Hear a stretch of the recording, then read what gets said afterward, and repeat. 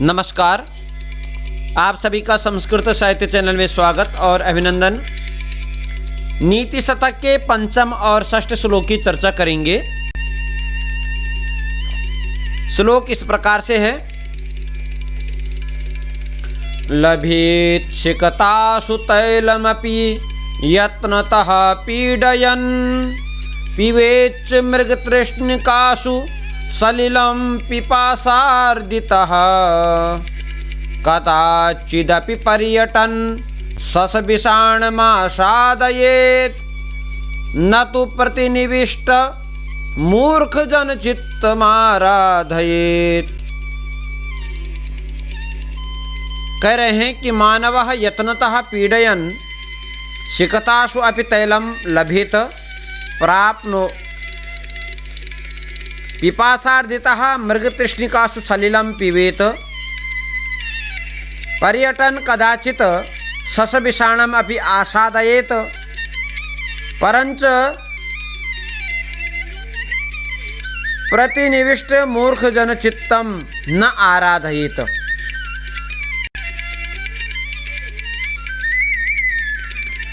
कह रहे देखिए, मूर्ख को कभी भी संतुष्ट नहीं किया जा सकता। इस बात को नीति शतककार कह रहे हैं कि मानव यत्न करने पर बालू से भी तेल निकाल सकता है।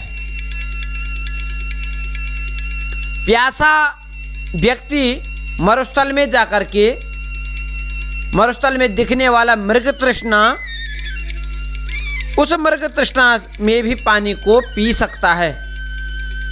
और कह रहे हैं कि कदाचिदपि पर्यटन ससविषाण मासादेत, और कोई व्यक्ति घूमता फिरता हुआ कभी खरगोश के सींग को भी पा सकता है। परंतु कह रहे हैं कि न तो प्रतिनिविष्ट मूर्ख जन चित्तमाराधयेत्, परंतु कोई हठी मूर्ख आदमी के चित्त को प्रसन्न नहीं कर सकता, क्योंकि विश्व में प्रयत्न से असंभव कार्य भी संभव हो सकते हैं। परंतु कह रहे हैं कि हठी मूर्ख को संतुष्ट करना वह बड़ा असंभव कार्य है, क्योंकि मूर्ख व्यक्ति जिस बात पर अड़ा रहता है, जिस बात को कहता है, उस बात से इतर कभी नहीं जाता है। तो श्लोक में छंद पृथ्वी छंद है। कहो जसो जस यला बसो ग्रह यतिश्च पृथ्वी गुरु। इसमें कहा लभेत शिकतासु तैलमपि यत्नतः पीडयन्। तो यह समवर्त छंद है और 17 अक्षरों का यह छंद है। और इसमें जगण, सगण, जगण, सगण और यगण और लघु और गुरु, इसके अंत में आदि से अष्टम में, उसके बाद अथवा नवम में यति लगती है और पादांत में कह सकते हैं मस्त्री गुरु स्त्री लघुश्च नकारो भादि गुरु पुनरादि लघु यह जो गुरु मध्य गतोरल मध्य सोंत गुरु कथितोंत लघुस्तः। अगला श्लोक है। व्यालं बाल मृणाल तंतुभिरसौ रोद्धुं समुज्रंभते छेतुं वज्रमणिं शिरीषु कुसुमा प्रान्तेन संह्यति माधुर्यं मधुबिन्दुना रचयितुं क्षाराम्बुधेरीहते नेतुं वाञ्छति यः खलान् पथि सतां सूक्ते सुधास्पन्दिभिः। इसमें भी मूर्ख को उपदेश दे रहे हैं। कह रहे हैं कि यह खलान सुधास्य स्पंदिभिः संधिभिः।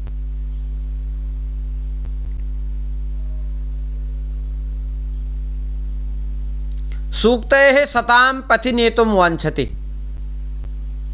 बाल मृणाल तंतु भी व्यालम रोद्धुम समुजृंभते श्रीषु कुसुम प्रांतेन वज्रमणिम छेतुम सन्नह्यति मधुबिंदुना क्षाराब्दे माधुर्यम रचितुम इहते। देखिए, कह रहे हैं कि कभी भी आप जो है असंभव से असंभव कार्य कर सकते हैं, परंतु कभी भी जो है मूर्ख को संतुष्ट नहीं कर सकते हैं। कह रहे हैं कि जो व्यक्ति मधुर उपदेशों से दुर्जनों को सज्जन सन्मार्ग पर ले जाना चाहता है,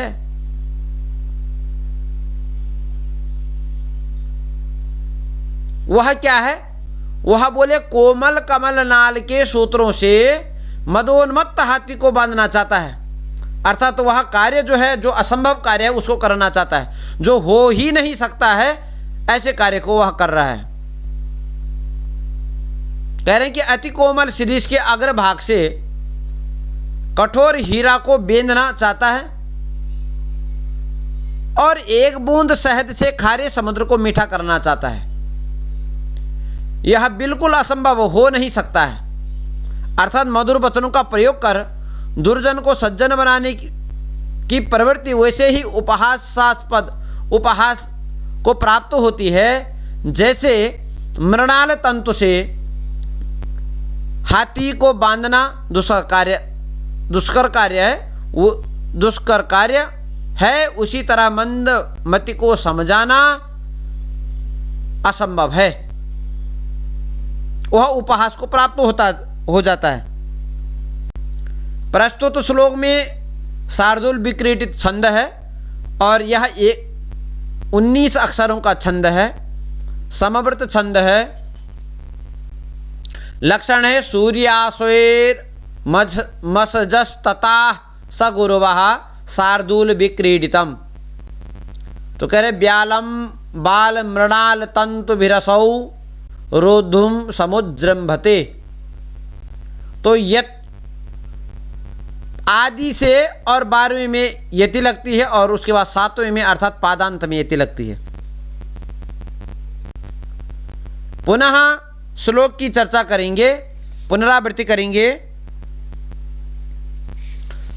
लभेत सिकतासु तैलमपि यत्नतः पीडयन् पिबेच्च मृगतृष्णिकासु सलिलं पिपासार्दितः कदाचिदपि पर्यटन् शशविषाणमासादयेत्